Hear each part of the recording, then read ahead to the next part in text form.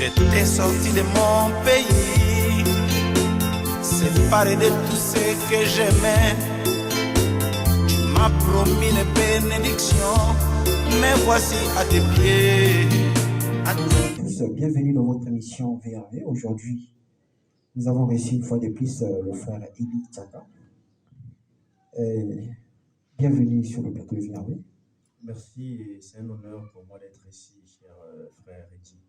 La santé, ça va? Oui, Dieu fait, par sa grâce, Dieu prend soin et nous sommes heureux d'être ici et de partager ces quelques points essentiels de la parole. Et oui, c'est l'essentiel.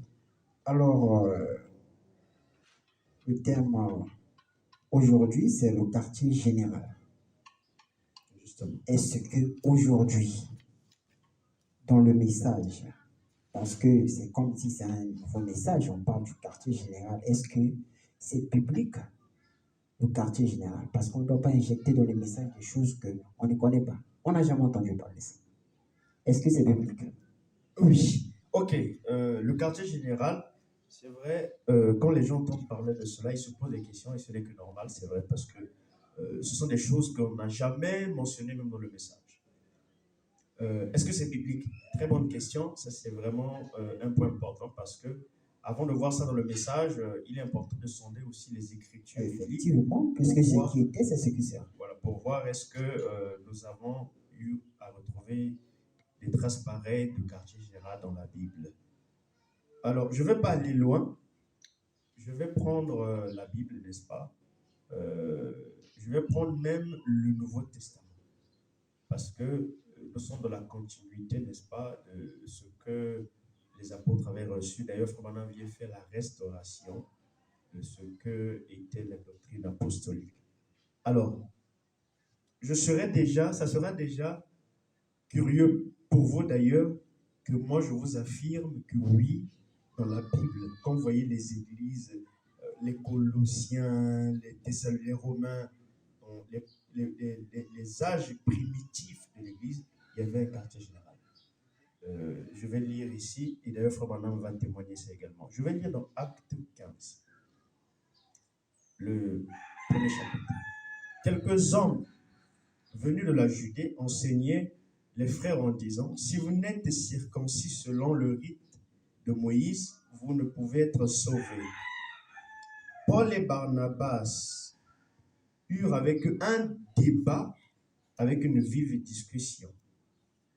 Et les frères décidèrent que Paul et Barnabas et quelques-uns des frères montèrent à Jérusalem vers les apôtres et les anciens pour traiter cette question. La première question, c'est pourquoi monter à Jérusalem? Alors que le frère Branham d'ailleurs nous dit, dans Exposé, il parle de 3 villes chrétiennes d'autrefois. Il y a la ville de Jérusalem, il y a la ville, je crois, d'Antioche, il y a la ville d'Éphèse. Frère Branham parle de ça, vous allez lire ça dans le livre des Exposés. Il y avait 3 villes. Il y avait plusieurs églises. L'église de Colosse, l'église de Rome, l'église de Thessalonique, l'église de Laodicée. Il y avait plusieurs églises.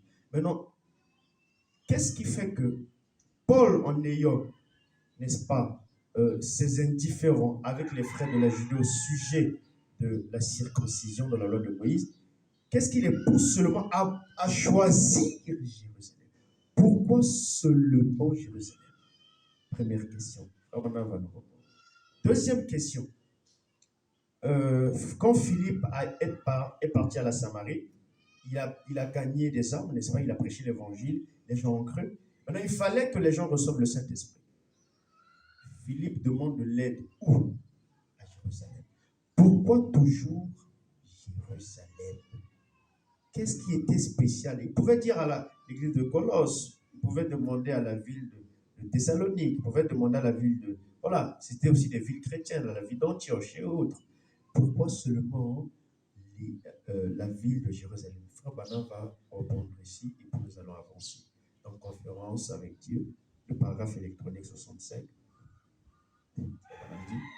Le jour de la Pentecôte, quand le Saint-Esprit est tombé, Philippe est allé en Samarie. Ils étaient des demi-juifs. Quand il est donc allé, il a dû leur imposer les mains pour qu'ils reçoivent le Saint-Esprit. Le Saint-Esprit n'était pas encore venu sur l'un d'eux. Ils ont donc envoyé chercher, écoutez, Pierre, ils avaient été baptisés au nom de Jésus. Les gens sont donc allés chercher Pierre et Jean à Jérusalem. Pourquoi toujours Jérusalem? Pourquoi aussi quand il y a eu débat, il fallait remonter à Jérusalem? Frère Branham va nous répondre ici. Afin que, il dit, au quartier général, ça c'est Frère Branham. Donc, Philippe avait besoin que les gens de la Samarie reçoivent le Saint-Esprit. On envoyait des gens chercher, dépêcher à Jérusalem Pierre et Jean. Pourquoi? Parce que Jérusalem, Madame dit ici, a fait propos de ce au quartier général. C'était le quartier général de cette époque. Donc, le quartier général est d'abord quelque chose de biblique qui était quelque chose du temps des apôtres. Paul a eu un débat avec les frères de la Judée. Acte 15, il devait monter à Jérusalem pour trouver la réponse à cette question. D'ailleurs, quand ils sont arrivés là-bas, si vous lisez tout le chapitre, vous allez voir que quand la question était posée, on dit que Pierre s'est levé, il a parlé, il a tranché cela. Pourquoi? Parce que c'était le quartier général. Donc voilà un peu le rôle, frère, ou encore le rôle d'un quartier général. C'est pour traiter, n'est-ce pas, des questions difficiles. C'est pour, c'est pour aider, n'est-ce pas, à ce que la parole soit apportée avec pureté. Maintenant, les gens vont certainement dire, vous savez, les gens souvent ils le disent aussi, l'Église est souveraine, nous croyons cela, ça c'est vrai, chaque Église est souveraine, d'ailleurs même du temps des apôtres, les Églises étaient aussi souveraines. Et donc, l'Église, chacun doit prêcher selon ce qu'il pense, et c'est vrai. Maintenant, regardez aussi que Frère Branham va nous dire quelque chose ici, en rapport avec le quartier général. Se ranger du côté de Jésus. Parce que nous croyons que le quartier général n'aliène pas la souveraineté d'une quelconque église. C'est ce que les gens doivent d'abord comprendre. Se ranger du côté de Jésus. Regardez ce que Frère Branham dit. Paragraphe 82. Maintenant, je pense que cette église, si vous êtes d'accord, les hommes, lorsque vous aurez construit cette église, Frère Branham dit, considérez-la un peu comme votre quartier général. Écoutez que Frère Neville ici soit un peu comme le doyen des anciens parmi vous, voyez. Et, écoutez Frère Branham, et parfois lorsque vous avez une question dont vous ne pouvez pas discuter avec votre église là-bas, ça nous rappelle la scène d'Acte 15. Une question difficile, il n'y avait pas accord entre les frères de la Judée et Paul, il fallait remonter au quartier général. Et Frère Branham demande aussi aux frères, lorsque vous aurez une question dont vous ne pouvez pas discuter avec votre église là-bas, alors présentez-la ici à Frère Neville et discutez-en tous ensemble. Vous voyez un peu, Frère Branham nous peint un tableau, un beau tableau égal. Oui, là c'est sérieux. J'ai causé avec un pasteur et il m'a affirmé que le quartier général, notre quartier général, c'est la parole. Mais oui, c'est ça, en fait. C'est pas le Branham Tabernacle, parce que la citation là est en train de nous dire déjà que le quartier général. Il y en avait plusieurs, on va lire. Le problème, c'est que les gens mélangent toutes choses. Le ciel est aussi notre quartier général, je le crois, n'est-ce pas? Oui. Le ciel est notre quartier général, la base et autres. Mais nous devons savoir que sur la terre, déjà, vous savez pourquoi Jérusalem était causé comme le quartier général? Parce que la parole était sortie de Jérusalem. La première église chrétienne. L'origine. L'origine. Pierre lui-même, le disciple du Seigneur, dont le Seigneur avait dit, Père, mes brebis, il était le pasteur de cette église. Donc, l'évangile étant sorti de là, le baptême de cet esprit dans Acte 2, la communauté de Jérusalem se dessine et Pierre est pasteur. Et donc, c'était maintenant la base. Parce que c'est de là qu'était sorti l'évangile qui était prêché. Nous, aujourd'hui, nous prêchons le message, mais le message est sorti d'où? Le message a une source. Le message est sorti d'une église qu'on appelle le Branham Tabernacle.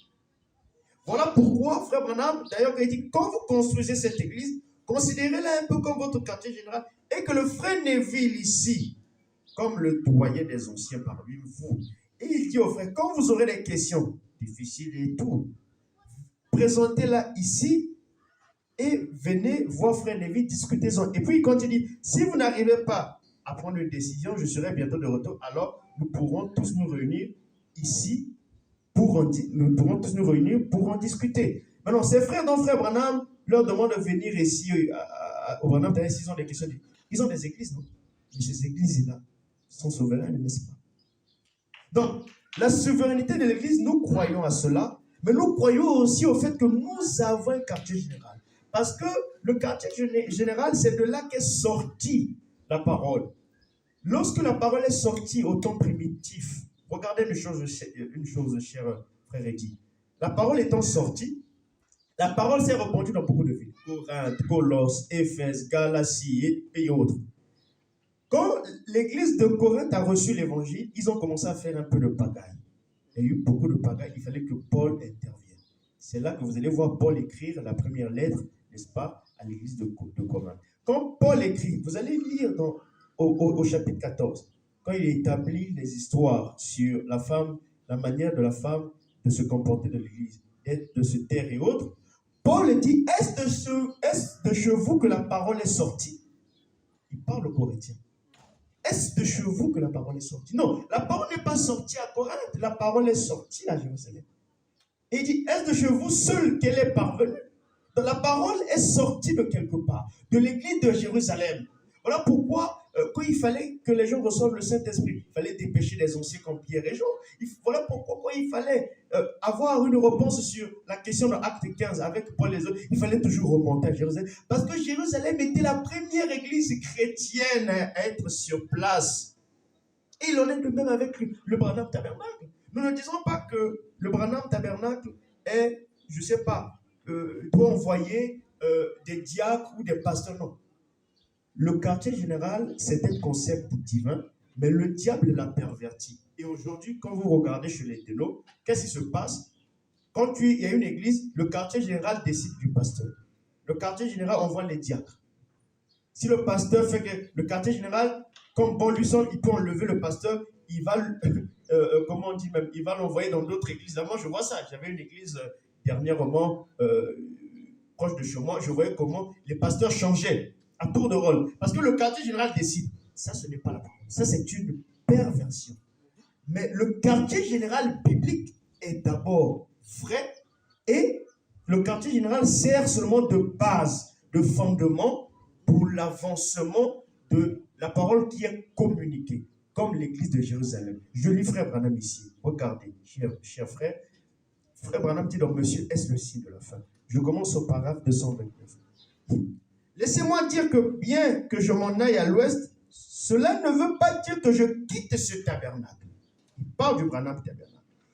C'est ici l'église que le Seigneur m'a donnée. Frère Branham nous dit, voici mon quartier général. Ça c'est Frère Branham. C'est ici que je demeure. Oh, c'est merveilleux. Il dit, Frère Branham dit, je continue au paragraphe 442. Il dit, entre-temps, autant que je sache, chaque message sera prêché ici, dans ce tabernacle. Il dit, écoutez, c'est ici que seront les bandes, c'est ici que se trouve le tabernacle, le quartier général. C'est ici que se trouvent les bandes. Donc, c'est ici que se trouve la parole qui a été prêchée, le message qui a été prêché. C'était de la même manière, l'église de Jérusalem était la première église là-bas, chrétienne. Le Branham Tabernacle est la première église du message. Voilà pourquoi Frère Branham dit, c'est ici que seront les bandes. C'est ici que je prêche. C'est ici et autres. Donc, le quartier général, mon cher frère, est totalement biblique. Seulement, comme j'ai dit, le diable a perverti. Et aujourd'hui, les gens pensent que nous n'avons plus de quartier général. Non! Le Branham Tabernacle, vous allez jamais voir frère Joseph dire à tel pasteur, toi, quitte là, tel pasteur va remplacer. Non, il n'a pas le droit là. L'église est souveraine. Mais, quand tu as une église du message, tu dois savoir que le message que tu prêches là, de la même manière, les frères de Corinthe devaient savoir que l'évangile qu'ils prêchaient dans leur église commençait à faire un peu la pagaille avec, était sorti de quelque part. C'est là que Paul, est-ce de chez vous que c'est sorti? Non, c'était sorti de Jérusalem. Et toi, quand tu prêches le message, il faut que tu saches que le message est sorti de quelque part. Le message n'est pas sorti linéairement. Il y avait une église mère, une église de départ, où tout a commencé. la petite église du Branham Tabernacle. Je lis Frère Branham ici, dans témoignage. Le paragraphe électronique 9. J'aimerais dire ceci pour la gloire de Dieu. En voyageant, je pense que par la prière et des supplications des proscrits, tels que nous l'étions rejetés par le monde des églises, les soi-disant aujourd'hui. Écoutez, Frère Branham, parle toujours du Branham. Ce tabernacle est devenu le quartier général le plus puissant par la grâce de Dieu. De tous les endroits que je connais dans le monde, je n'ai jamais vu rien de pareil à ce que Dieu fait là. C'est juste, c'est ineffable. Ce qu'il fait là, juste dans l'humilité. Les gens affluent n'importe, simplement de partout. Le Branham Tabernacle était une petite église. Ce n'était pas une grande assemblée où tu vois, non, une petite église. Mais ce que Dieu a fait là-bas, nous avons les témoignages dans les bandes, les guérisons, les choses qui ont été prêchées là-bas, mais vous ne vous rendez pas compte. Branham dit que c'est le quartier général le plus puissant. Et dans l'humilité, dans le Branham Tabernacle est bel et bien notre quartier général. Et nous devons l'affirmer, chers frères, parce que vous savez, aujourd'hui, ce qui se passe, c'est quoi? Est-ce que vous savez que dans le message ici, nous avons certains frères qui ont maintenant pour quartier général, je n'aimerais pas citer des églises ici certainement, ils ont maintenant pour quartier général une église en RDC, ils ont maintenant pour quartier général une église en Allemagne, d'autres ont maintenant pour quartier général une église à New York. Donc nous avons dans le message, nous avons des gens qui considèrent que leur quartier général est à New York, d'autres considèrent que c'est en Allemagne, d'autres considèrent que c'est en RDC. C'est des frères du message. Mais qu'est-ce qui se passe? C'est que nous aujourd'hui, nous n'avons pas changé de quartier général. On avait un même quartier général du vivant du prophète et nous avons ce même quartier général jusqu'à aujourd'hui. Je vais lire la dernière citation et ça va nous aider. Frère Branham va dire quelque chose de si merveilleux concernant le quartier général. Il va attirer notre attention sur quelque chose.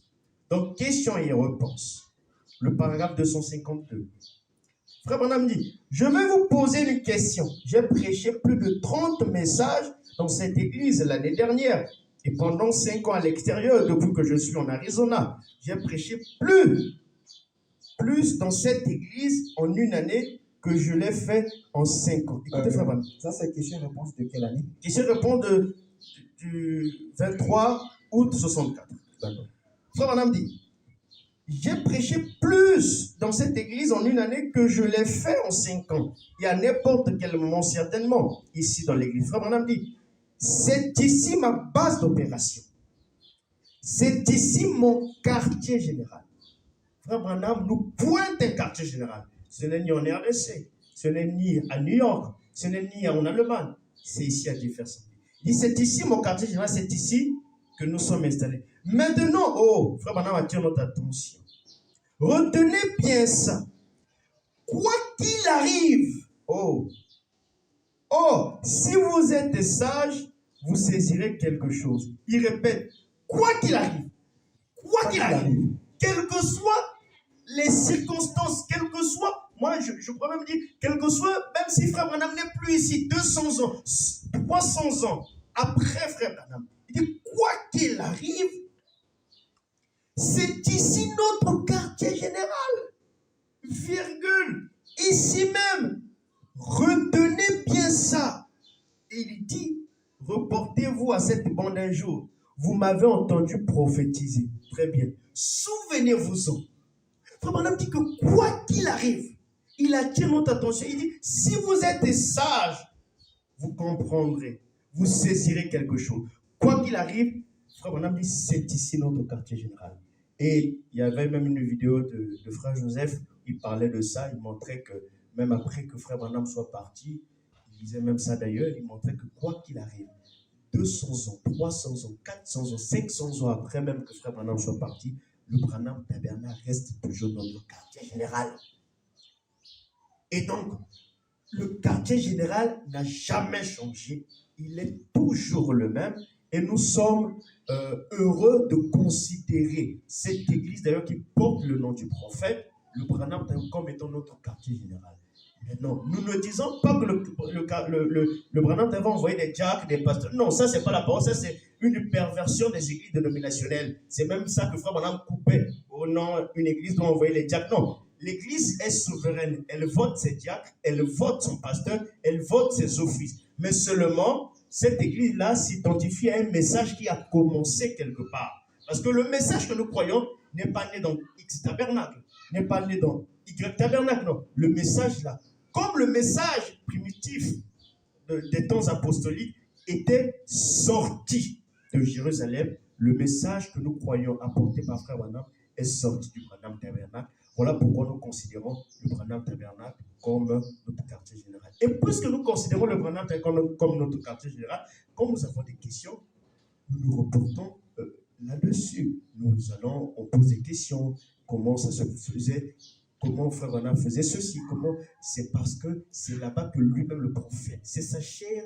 c'est là-bas qu'il a prêché le message, et c'est une église que nous devons avoir une certaine considération. Puis il dit, considérez cette église quand vous la construisez, un peu comme votre quartier général. Et si vous avez des questions, venez voir le frère Neville. Il était l'associé du prophète, et discutez-en là-dessus. Voilà, en termes clairs, ce que nous pouvons affirmer au sujet du quartier général. Le quartier général est biblique, bien qu'il ait été il a été perverti par le diable, mais le quartier général est d'abord biblique, nous avons lu, et il est aussi dans le message. Frère Branham, notre prophète, a dit, quoi qu'il arrive, c'est ici notre quartier général. Donc, les frères ceux qui disent que notre quartier général, c'est la parole, ils ont tort ou bien quoi? Non, ils n'ont pas tort. Voilà pourquoi j'ai toutes les questions, parce qu'il y a aussi des écritures, vous allez lire Frère Branham dire, notre quartier général, c'est la parole. Notre quartier général, c'est le ciel. Mais là aussi, dit notre quartier général, c'est le Branham Tabernacle. Il suffit maintenant de ne pas mal comprendre les choses, de placer chaque chose à sa place, et le tableau est clair.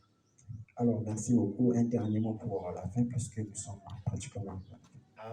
Si j'ai un dernier mot, je pourrais dire que voilà, nous avons un quartier général aujourd'hui. Lisez vous-même le message, écoutez les mondes, vous saurez que nous avons un quartier général. Et ce n'est pas le frère Eli qui le dit, ce n'est pas le frère Edi, c'est Frère Branham qui dit considérer. Frère Branham demande aux croyants de ce message de considérer cette église comme leur quartier général. Et aujourd'hui, on peut dire, bon, on est au Congo, c'est vrai, nous avons Internet, tapez branham.org, vous aurez des informations sur le Branham Tabernacle qui sont même, ils sont en construction maintenant même. Il n'y a pas les cultes parce qu'on est en train de construire, il y a des travaux de rénovation et autres. Donc, c'est notre quartier général et nous gardons un œil là-dessus. Comme le prophète nous a dit, retenez bien ceci, quoi qu'il arrive, c'est ici notre quartier général. Il le savait pourquoi il le disait. Merci. Merci beaucoup, le frère Eli Tchaka, pour ces précisions. Et donc, nous sommes arrivés à la fin. Je salue nos bien-aimés qui sont en train de nous suivre en direct. J'étais sorti de mon pays, séparé de tout ce que j'aimais. Tu m'as promis une bénédiction, mais voici à tes pieds, séparé de mon neveu Lot. J'attends le Fils comme promis. Seigneur, écoute-moi. Avant de voir ma bénédiction, je dois changer. Ton nom est ta vie. Car si tu gardes l'ancien nom, tu ne verras pas ma gloire. J'étais un grand pécheur au village, mais un jour je te rencontrais. Tu m'as dit que fils désormais tu seras pécheur d'hommes. Mais il fallait que tu changes. Mon nom Simon, que je devienne se fasse pour que je voie ta gloire. Avant de voir ma bénédiction, je dois changer. Ton nom est ta vie.